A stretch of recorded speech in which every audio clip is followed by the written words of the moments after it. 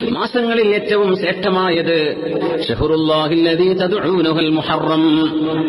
റമദാൻ കഴിഞ്ഞിട്ടോ, റമദാൻ കഴിഞ്ഞാൽ പിന്നെയാണിത്. അല്ലാഹുവിന്റെ മാസം എന്നാ പറഞ്ഞത്. ഷഹ്റുല്ലാഹില്ലദീ തദ്ഊനഹുൽ മുഹറം. മുഹറം എന്ന് നിങ്ങൾ വിളിക്കുന്ന അല്ലാഹുവിന്റെ മാസമായ മുഹറം ഏറ്റവും ശ്രേഷ്ഠമായ മാസമാണെന്ന് നബിയുനാ റസൂലുള്ളാഹി സ്വല്ലല്ലാഹു അലൈഹി വസല്ലം.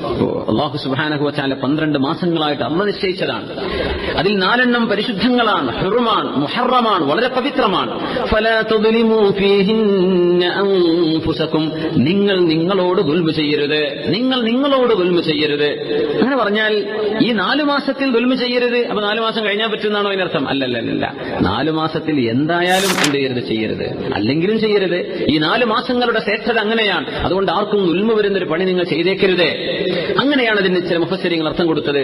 ഇബ്നു അബ്ബാസ് റളിയല്ലാഹു അൻഹുവിന്റെ ഒരു അത്ഭുതകരമായ തഫ്സീറുണ്ട്. അവിടെ മഹാനവറുകൾ പറഞ്ഞു, ഫിൽ 12 ആ 4 മാസത്തിൽ ദുൽമ ചെയ്യരുതെന്നല്ല, ആ 12 മാസത്തിലും ദുൽമ ചെയ്യരുത്. 4 പവിത്രമാണ്. ഫലാ തുദ്ലിമു ഫീഹിന്ന, അവകളിൽ എന്ന് പറഞ്ഞത് 4ലേക്ക് മാത്രമല്ല, 12 ശഹറൻ 12 മാസം എന്നല്ലേ പറഞ്ഞത്. ആ 12 മാസത്തിലും നിങ്ങൾ അക്രമം ചെയ്യരുതേ, നിങ്ങളുടേതല്ലാത്തത് ആരോട് പിടിച്ചു വാങ്ങല്ലേ, പലരുടെയും അവകാശം നിങ്ങളുടെ കയ്യിലുണ്ടെങ്കിൽ പിടിച്ചു വെക്കരുതേ, കൊടുത്തേക്കണേ. ആരെങ്കിലും മാനസികമായി പീഡിപ്പിക്കരുതേ, തൊഴിലാളികൾക്ക് ശമ്പളം കൊടുക്കാതെ ഇടങ്ങാറാക്കരുതേ, നിങ്ങൾ ആരെയും ദുൽമ ചെയ്യരുത്. എപ്പോ? ഈ 12 കൊല്ലം മുഴുവൻ. പിന്നെ സമയമില്ലല്ലോ, മരിക്കോളം തന്നെ നിയമം. ദുൽമ പാടില്ല, അല്ലാഹുവിന് ഇഷ്ടമില്ലാത്തൊരു വിഷയം. മനുഷ്യൻ ഓരോരുത്തരും ഉമ്മാന്റെ വയറ്റുനിന്ന് പോകുന്നത് അവനവന്റെ ഒരു കൃത്യമായ ഒരു എക്സിസ്റ്റൻസ് അല്ലാഹു നൽകിയിരിക്കും. ആരും ആരുടെയും അസ്തിത്വത്തിന്റെ മേൽ കൈവെക്കരുത്. നമുക്ക് ജീവിക്കാൻ അവകാശമുള്ള പോലെ പുറത്താർക്കും അവകാശം. ഏത് നാട്ടിൽ നിന്ന് വന്നവനാവട്ടെ, ഏത് പാസ്പോർട്ടുള്ള, ഏത് ഭാഷ സംസാരിക്കട്ടെ, ആരും ജനിച്ചു വീഴുന്ന ഓരോ കുഞ്ഞിനും അല്ലാഹു മുസ്തഖില്ലൻ, ഓരോരുത്തർക്കും ഇൻഡിപെൻഡന്റ് ആയിട്ട് ജീവിക്കാനുള്ള ഒരു സംവിധാനം അല്ലാഹുവിന്റെ ഭൂമിയിൽ വെച്ചിട്ടുണ്ട്. ആരും ആരെയും അതിക്രമിക്കരുത്, ആരുടെയും അവകാശത്തിന്റെ മേൽ കൈവെക്കരുത്. ആ നിയമം നിലനിൽക്കെ തന്നെ ഈ 4 മാസങ്ങൾ നിർബന്ധമായും നിങ്ങൾ ശ്രദ്ധിക്കണം എന്ന് റസൂലുള്ളാഹി സ്വല്ലല്ലാഹു അലൈഹി വസല്ലം. നബിതങ്ങൾ ആ 4 മാസങ്ങളെ കുറിച്ച് പറഞ്ഞിട്ട് സലാസുൻ മുതവാലിയാസുൻ, 4 മാസം തുടരെയാണ്. ഇരിക്കട്ടെ, ഈ 12 അറബി മാസം പഴക്കാതെ ചൊല്ലാൻ അറിയുന്നവരൊന്ന് കൈവക്കിയട്ടെ. നമ്മൾ അറിഞ്ഞിരിക്കണം, നമ്മുടെ ശറഅ കണക്കാക്കിയ, അതായത് മഹാനായ ഉമർ ഇബ്നുൽ ഖത്താബ് റളിയല്ലാഹു അൻഹു ഇപ്പോ ഹിജ്റ വന്നതിന് ശേഷം റസൂലുള്ളാഹി തങ്ങളുടെ വഫാത്തും കഴിഞ്ഞ്, ഹിജ്റ കഴിഞ്ഞ് 10 വർഷം വരെ നബി തങ്ങൾ മദീനയിൽ താമസിക്കുന്നു സ്വല്ലല്ലാഹു അലൈഹി വസല്ലം. അത് കഴിഞ്ഞിട്ട് തങ്ങൾ വഫാത്താകുന്നു. ഹിജ്റയുടെ 17ാമത്തെ വർഷമാണ് ഹിജ്റ കലണ്ടർ നിയമത്തിൽ വരുന്നത്. ഹിജ്റയുടെ 17ാം വർഷം എന്ന് പറഞ്ഞാൽ നബി സല്ലല്ലാഹു അലൈഹി വസല്ലം തങ്ങൾ വഫാത്തായിട്ട് 7 കൊല്ലം കഴിഞ്ഞതിന്റെ ശേഷമാണ് ഹിജ്റ കലണ്ടർ വരുന്നത്. ആരായിരുന്നു അന്നത്തെ ഖലീഫ? ആരായിരുന്നു? ഉമർ ഇബ്നുൽ ഖത്താബ് റളിയല്ലാഹു അൻഹു. 7 ആയിട്ടുള്ളൂ. 2 വർഷം സിദ്ദീഖ് റളിയല്ലാഹു അൻഹു, 10 വർഷം ഉമർ തങ്ങൾ, 12 വർഷം ഉസ്മാൻ തങ്ങൾ, 6 വർഷം അലി റളിയല്ലാഹു അൻഹു. അപ്പോൾ ടോട്ടൽ എത്ര വർഷമായി? 30 വർഷം. അൽ ഖിലാഫത്തു ബഅദി 30 സന, എന്റെ കാലശേഷം ഖിലാഫത്ത് 30 കൊല്ലമാണെന്ന് റസൂലുള്ളാഹി സ്വല്ലല്ലാഹു അലൈഹി വസല്ലം. ഒരു അത്ഭുതകരമായ ഹദീസാണ്. തങ്ങൾ വഫാത്താകുന്നതിന് മുമ്പേ പറഞ്ഞു, അൽ ഖിലാഫത്തു ബഅദി 30 സന, 30 കൊല്ലമാണ് സത്യസന്ധമായ ഖിലാഫത്ത് എന്റെ കാലശേഷം നടക്കുക. സുമ്മ യകൂനു മുൽക്കൻ ഗദൂദാ, പിന്നെ അതിക്രമങ്ങൾ നടക്കുന്ന രാജഭരണം വരാനുണ്ട് എന്ന് പറഞ്ഞു. സിദ്ദീഖ് തങ്ങൾ 2 കൊല്ലം, ഉമർ തങ്ങൾ 10, 12, ഉസ്മാൻ തങ്ങൾ 12 കൊല്ലം, 24, അലി തങ്ങൾ 6 കൊല്ലം, 30 കൃത്യമാണ്. അൽ ഖിലാഫത്തു ബഅദി 30 സന. ഉമർ ഇബ്നുൽ ഖത്താബ് റളിയല്ലാഹു അൻഹുവിന്റെ കാലത്ത് അബൂ മൂസ അശ്അരി തങ്ങളാണ് ഈ സംഭവം പറഞ്ഞത്. അന്ന് ഞങ്ങൾക്ക് സീന റസായിലു മിൻ ഉമർ റളിയല്ലാഹു അൻഹുവിന്റെ കത്ത് ഞങ്ങൾക്ക് വരും. അപ്പോ അവരൊക്കെ പല രാജ്യങ്ങളിലും ഗവർണർമാരായിട്ട് ജോലി ചെയ്യാണ്. ഉമർ തങ്ങൾ ഇതാ ഈ ഷഅബാനിൽ ഇങ്ങനെ ചെയ്യണം, അല്ലെങ്കിൽ റജബിൽ ഇങ്ങനെയൊക്കെ വരുമ്പോ ഈ കത്തെത്താൻ ഒരുപാട് സമയമെടുക്കും. അപ്പോ ഇത് ഏത് റജബാണ്? കഴിഞ്ഞ റജബിനെ കുറിച്ചായിരുന്നോ ഈ പറഞ്ഞത്? എന്തെങ്കിലും വിഷയം അങ്ങനെ ഉണ്ടാവും. അത് വരാൻ പോകുന്ന റജബാണോ കഴിഞ്ഞതാണോ? ഒരു കാലഘട്ടത്തെ ബേസ് ചെയ്യാൻ പറ്റുന്നില്ല. അന്നൊക്കെ സ്വഹാബിമാരെ കൃത്യമായൊരു സമയം, ഒരു സംഭവം നടന്നാൽ ആ സംഭവത്തെ ആസ്പദമാക്കിയിട്ട് സംഭവങ്ങളൊക്കെ പറയാം. ബദർ യുദ്ധം കഴിഞ്ഞ് 1 കൊല്ലം കഴിഞ്ഞിട്ടാണ് അവന്റെ കല്യാണം ഉണ്ടായത്, അങ്ങനെ പറയും. ഉഹദ് കഴിഞ്ഞ് 4-ാം മാസത്തിലാണ് ഇവരെ പ്രസവിക്കപ്പെട്ടത്. അന്നത്തെ സംഭവങ്ങളെ ബേസ് ചെയ്തിട്ടാണ് പറയാം. അപ്പോൾ ഉമർ റളിയല്ലാഹു തആല അൻഹു ചോദിച്ചു സ്വഹാബികളോട്, നമുക്ക് കലണ്ടർ വേണ്ടേ? ഹുർമുസാനുൽ ഫാരിസി അദ്ദേഹം പറഞ്ഞു ഉമർ തങ്ങളോട്, പേർഷ്യക്കാരുടെ കലണ്ടർ ഉണ്ട്, നമുക്ക് അത് സ്വീകരിച്ചാൽ എന്താ? മുസ്ലിം പറഞ്ഞു അത് വേണ്ട, അവർ തീയാരാധകരല്ലേ. റോമക്കാരും ഗ്രീക്കുകാരും ഉപയോഗിക്കുന്ന കലണ്ടർ ഉണ്ട്, നമുക്ക് അത് ആലോചിച്ചാൽ എന്താന്ന് ചോദിച്ചു. അത് നമുക്ക് വേണ്ടെന്ന് പറഞ്ഞു. എന്നാ പിന്നെ എന്താവണം? മിൻ അവ്വലി യൗമിൻ അഹഖു അൻ തഖൂമ ഫീഹി. ഉമർ തങ്ങൾ പറഞ്ഞു, എനിക്ക് തോന്നുന്നു മിൻ അവ്വലി യൗമിൻ അഹഖു അൻ തഖൂമ ഫീഹി, അല്ലാഹു സുബ്ഹാനഹു വ തആല ആദ്യ ദിവസം എന്ന് അല്ലാഹു തആല പറഞ്ഞില്ലേ, ആ ദിവസം ഏതാണ്? അത് റസൂലുള്ളാഹി സ്വല്ലല്ലാഹു അലൈഹി വസല്ലം തങ്ങൾ മദീനയിലേക്ക് കാലുകുത്തിയ ദിവസമാണ്. അതാണ് അല്ലാഹു പറഞ്ഞ ആദ്യ ദിവസം മുതൽ തഖ്വയിൽ അധിഷ്ഠിതമായ പള്ളി എന്ന് പറഞ്ഞ മസ്ജിദ് ഖുബാ. ഖുബാ പള്ളിയെ സംബന്ധിച്ചാണ് പറഞ്ഞത്. മസ്ജിദുൽ ഇറാർ ചരിത്രത്തിൽ നമ്മൾ കേട്ടതാണ് അല്ലെ, ഫിത്ന ഉണ്ടാക്കാൻ വേണ്ടി ഉണ്ടാക്കിയ പള്ളി. ലാ തഖും ഫീഹി അബദ, നബിയെ നിങ്ങൾ ഒരിക്കലും നിസ്കരിക്കരുത്. ലമസ്ജിദുൻ ഉസ്സിസ അല തഖ്വ മിൻ അവ്വലി യൗമിൻ, ആദ്യ ദിവസം മുതൽ തഖ്വയിൽ സ്ഥാപിക്കപ്പെട്ടൊരു പള്ളിയുണ്ടല്ലോ നബിയെ. لمسجد أسس على التقوى من أول يوم أحق أن تقوم فيه رجال يحبون أن يتطهروا والله يحب المطهرين. നബിയെ, നല്ല മനസ്സുശുദ്ധിയുള്ള ആളുകൾ ആ പള്ളിയിലുണ്ട് നബിയെ. അള്ളാഹുവിനെ ഓർക്കുന്ന ആളുകളാണ് ആ പള്ളിയിലുള്ളത്. ആ പള്ളി ആദ്യ ദിവസം മുതലേ തഖ്വയിൽ നിർമ്മിക്കപ്പെട്ടതാണ്. എന്ന് പറഞ്ഞാൽ തങ്ങൾ മദീനയിലേക്ക് വന്നിട്ട് ഒട്ടകം മുട്ടുകുത്തിയില്ലേ, തങ്ങൾക്ക് വീട് വേണം. ഓരോരുത്തർ വിളിച്ചു, നബി എന്റെ വീട്ടിൽ, എന്റെ വീട്ടിൽ. തങ്ങൾ പറഞ്ഞു, എന്റെ ഒട്ടകം എന്റെ ഒട്ടകത്തെ വിട്ടേക്കണേ, അത് അള്ളാഹുവിനാൽ നിയന്ത്രിക്കപ്പെടുന്ന ഒട്ടകമാണ്. ആ ഒട്ടകം മുട്ടുകുത്തുന്നു. ആ ഒട്ടകം മുട്ടുകുത്തിയിടത്ത് നബി തങ്ങൾ വീട് വെക്കാൻ വേണ്ടി പറഞ്ഞു. അത് നബിയുടെ വീടല്ല, ആക്കുള്ള വീടാണ്, അള്ളാഹുവിനുള്ള വീടാണ്. ആദ്യമായി നബി തങ്ങൾ ചെയ്ത പണി അതാണ്, അള്ളാഹുവിന് വീട് വെച്ചു കൊടുത്തു. പിന്നെ നബി തങ്ങൾ താമസിക്കാൻ സംബന്ധിച്ച് ആലോചിക്കുന്നത് ആ പള്ളിയാണ് മസ്ജിദ് ഖുബാ. ആ ഖുബായിനെ സംബന്ധിച്ച് പറയുമ്പോൾ അള്ളാഹു ഒരു ദിവസത്തെ പറഞ്ഞു, ആദ്യ ദിവസം. അപ്പൊ നമുക്ക് അതുമുതൽ കണക്കാക്കിയാൽ മതിയല്ലോ. ആ സംഭവം ഹിജറയാണ്. എന്നാൽ പിന്നെ നബി തങ്ങളുടെ ജനനമോ വഫാത്തോ സംബന്ധിച്ചുള്ള ചർച്ചകൾ മഹാന്മാർ നടത്തുന്നുണ്ട്. എന്തേ സ്വഹാബികൾ അങ്ങനെ ചെയ്യാതിരുന്നത് എന്നതിനെ സംബന്ധിച്ച്. സ്വഹാബികൾക്ക് ഏറ്റവും ഓർമ്മയുള്ളൊരു സംഭവം അതിൽ നബിയുടെ വഫാത്താണ് സ്വല്ലല്ലാഹു അലൈഹി വസല്ലം. എത്രാമത്തെ വർഷമാണതെന്നും ഏത് മാസമാണതെന്നും ഏത് ദിവസമാണ് ഏത് മണിക്കൂറിലാണ് നടന്നത്, ഇതെല്ലാം കൃത്യമായി സ്വഹാബത്തിനറിയാം. നബി തങ്ങളുടെ ജനനത്തെ സംബന്ധിച്ച് അഭിപ്രായ വ്യത്യാസങ്ങൾ ചരിത്ര പണ്ഡിതന്മാർ പറയാറുണ്ട്. പ്രബലമായ അഭിപ്രായമാണ് നമ്മൾ സ്വീകരിക്കുന്നത്, റബീഉൽ അവ്വൽ 12 എന്ന് പറയുന്നത്. തങ്ങളുടെ വഫാത്തും റബീഉൽ അവ്വൽ 12 തന്നെ. പക്ഷെ അഭിപ്രായ വ്യത്യാസങ്ങളില്ല വഫാത്തിനെ സംബന്ധിച്ച്. വഫാത്തിനെ സംബന്ധിച്ച് അങ്ങനെ ഇല്ല. അങ്ങനെയുള്ള സംഭവം ഉണ്ടായിരിക്കെ എന്തുകൊണ്ട് സ്വഹാബികൾ അത് നമ്മുടെ കലണ്ടറായി സ്വീകരിച്ചില്ല എന്നൊരു ചർച്ചയുണ്ട് പണ്ഡിതന്മാർക്കിടയിൽ. അതിന് കാരണം പറഞ്ഞത് മറ്റൊന്നല്ല, തങ്ങളുടെ വഫാത്ത് വളരെ സങ്കടപ്പെടുത്തുന്ന ഒരു വിഷയമല്ലേ, അത് ഓർക്കാൻ ഉമ്മത്തിന് മനസ്സ് കഴിയില്ല. തങ്ങളുടെ വഫാത്തിനെ എങ്ങനെ നമ്മൾ അത് ബേസ് ചെയ്യും? അത് ഏറ്റവും മുഅ്ലിമായ ഒരു സംഭവമല്ലയോ, വേദനിപ്പിക്കുന്ന ഒരു സംഭവമല്ലേ? അത് വേണ്ട. എന്നാൽ ഹിജ്റ എന്നത് ഹിജ്റത്തു ഫത്ഹിൻ, ഇസ്ലാമിന് ശക്തിയും മുസ്ലിം ഉമ്മത്തിന് വിജയവും അല്ലാഹു നൽകിയത് ഹിജ്റയിലൂടെയാണ്. മദീനത്തേക്ക് വന്നപ്പോഴല്ലേ ഇസ്ലാം പ്രചരിച്ചത്, മദീനയിലല്ലേ ഇസ്ലാമിന് അല്ലാഹു ശക്തി നൽകിയത്, മദീനത്ത് വന്നപ്പോഴല്ലേ ആളുകളുടെ എണ്ണം കൂടിയത്. സുബ്ഹാനല്ലാഹ്, 10 കൊല്ലം നബി തങ്ങളുടെ കൂടെ 13 കൊല്ലം 13 വർഷം മക്കയിൽ നബി തങ്ങൾ ദഅവത്ത് ചെയ്തിട്ട് നബി തങ്ങൾക്ക് കിട്ടിയത് 250 സ്വഹാബികളെയാണ്. സ്വഹാബിയാത്തുകൾ വേറെയുണ്ട്, 250 ആളുകൾ. എത്ര? 13 കൊല്ലത്തെ നബി തങ്ങളുടെ അധ്വാനം സ്വല്ലല്ലാഹു അലൈഹി വസല്ലം. 13 കൊല്ലത്തെ അധ്വാനം 250. ഹിജ്റ വരുന്ന 250ഓളം സ്വഹാബികളാണ്. ഹിജ്റ വരാത്ത എണ്ണപ്പെട്ട വളരെ ചെറിയ സംഖ്യ വേറെയുണ്ട്. എന്നാലും മെയിൻ നോക്കിയ 250. 13 കൊല്ലം മദീനയിൽ നിന്ന് 10 വർഷം നബി തങ്ങൾ ജീവിച്ചിട്ട് 10ാമത്തെ കൊല്ലം തങ്ങൾ ഹജ്ജ് ചെയ്യുന്നു സ്വല്ലല്ലാഹു അലൈഹി വസല്ലം. ആ ഹജ്ജില് നബി തങ്ങളുടെ അവസാനത്തെ പ്രഭാഷണം കേൾക്കാൻ അവിടെ വന്നത് എത്രയാ? 1,23,000. അതാണ് മാറ്റം. 250 നിന്ന് 1,23,000. അത് ഹജ്ജ് ചെയ്യാൻ വേണ്ടി വന്നവര്. അത്രയും യാത്ര അഫോർഡ് ചെയ്യാൻ പറ്റാത്തവരും ശാരീരിക വൈകല്യങ്ങളും പ്രയാസമുള്ളവര് വേറെയുണ്ട്. എത്രയോ മുഅ്മിനീങ്ങളായ സ്വഹാബിയാത്തുകൾ അല്ലെ, എത്രയോ മുഅ്മിനത്തുകൾ വേറെയുണ്ട്. അത്രയും വലിയൊരു വിജയം അല്ലാഹു നൽകിയത് ഹിജ്റയിലൂടെയാണ്. ആ ഒരു ഹിജ്റയാവട്ടെ, അതല്ലേ അല്ലാഹു അവ്വൽ യൗം എന്ന് പറഞ്ഞത്. അതുകൊണ്ട് അബൂ മൂസ അശ്അരി നമ്മൾ ഇനി മുതൽ ഹിജ്റയെ ആസ്പദമാക്കിയിട്ട് നമ്മുടെ കലണ്ടർ ആരംഭിക്കുകയാണെന്ന് സയ്യിദുനാ ഫാറൂഖ് ഹാദിഹിൽ ഉമ്മ ഷഹീദുൽ മിഹ്റാബ് ഉമർ ബിൻ ഖത്താബ് റളിയല്ലാഹു തആല അങ്ങനെ പ്രഖ്യാപിക്കുകയാണ്. അതാണ് ഹിജ്റ വർഷത്തിന്റെ ആരംഭം. അത് നടക്കുന്നത് ഹിജ്റയുടെ 17ാമത്തെ വർഷമാണ്. ഹിജ്റ കലണ്ടർ ആസ്പദമാക്കുന്നത് ഹിജ്റയുടെ 17ാം വർഷമാണ്. ഹിജ്റ നടന്നത് ഏത് മാസത്തിലാണപ്പോ? പെട്ടെന്ന് കൈവയ്ക്കട്ടെ. ഏത് മാസത്തിലാണ് ഹിജ്റ നടന്നത്? മുഹറം ആണോ? അല്ല, ഹിജ്റ നടന്നത് മുഹറത്തിലല്ല. നമ്മുടെ വർഷം എങ്ങനെ കണക്കാക്കുന്നത്? അപ്പൊ പിന്നെ ഏതായിരുന്നു? മൂന്ന് സ്വലാത്ത് ചൊല്ലിട്ട് പറയാം അല്ലെ.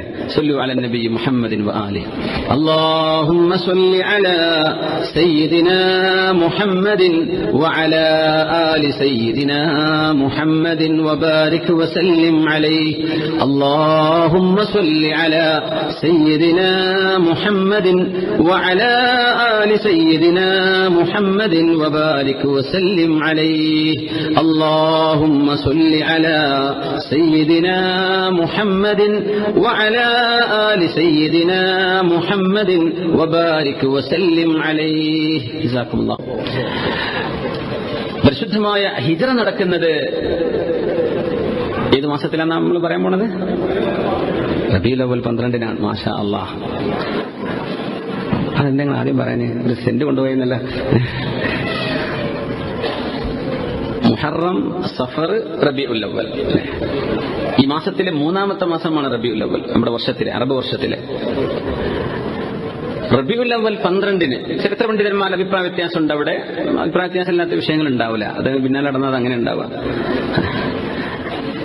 പക്ഷെ റബീഉൽ അവ്വലിലാണ്, റബീഉൽ അവ്വലിന്റെ ആ 10, 11, 12 അല്ലെങ്കിൽ 8, 9, 10, 11, 12 ആ ഒരു റേഞ്ചിൽ ചരിത്ര പണ്ഡിതന്മാരൊക്കെ അഭിപ്രായപ്പെടുത്തിയത് അതാണ്. 12 പ്രബലപ്പെടുത്തിയ ആലിമീങ്ങളുണ്ട്.